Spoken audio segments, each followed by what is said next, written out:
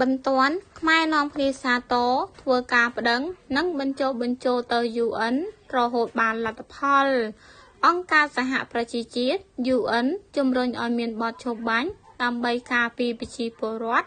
ឯកឧត្តមកែវរ៉ាមីប្រធានគណៈកម្មាធិការសិទ្ធិមនុស្សកម្ពុជាបានបង្ហោះសារដោយអារម្មណ៍រីករាយថានៅទីបំផុតការិយាល័យឧត្តមស្នងការសិទ្ធិមនុស្សនៃអង្គការសហប្រជាជាតិបានទទួលយកបញ្ហានេះនិងចេញសេចក្តីថ្លែងការណ៍ជាផ្លូវការគណៈដែលសារព័ត៌មានកម្ពុជារាយការណ៍ថា UN កំពុងជំរុញឲ្យមានបទឈប់បាញ់និងការពារប្រជាពលរដ្ឋជាបន្ទាន់ការិយាល័យសិទ្ធិមនុស្សរបស់អង្គការសហប្រជាជាតិបានអំពាវនាវឲ្យប្រទេសកម្ពុជានិងថៃបញ្ឈប់អំពើភាពជាសត្រូវនឹងគ្នានិងត្រឡប់ទៅកាន់តុចរចាជាបន្ទាន់ដោយសារតែប្រជាពលរដ្ឋជិតកន្លះលាននាក់ត្រូវបានបង្ខំឲ្យភៀសខ្លួនដោយសារចំនួនតាមព្រំដែនបានកើនឡើងលោក January Lores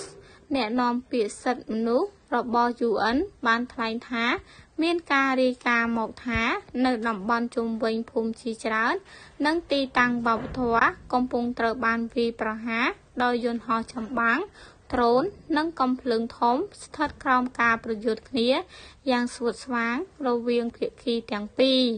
ក្រោមច្បាប់សង្គ្រាមបញ្ហាយ៉ាងច្បាស់ថាការការពារប្រជាពលរដ្ឋនិងហេដ្ឋារចនាសម្ព័ន្ធស៊ីវិលគឺត្រូវយកចិត្តទុកដាក់យ៉ាងសំខាន់បំផុតភាគីទាំងពីរត្រូវតែបញ្ឈប់ការបាញ់ប្រហារជាបន្ទាន់ហើយត្រូវត្រឡប់ទៅកិច្ចព្រមព្រៀងនិងការចរចា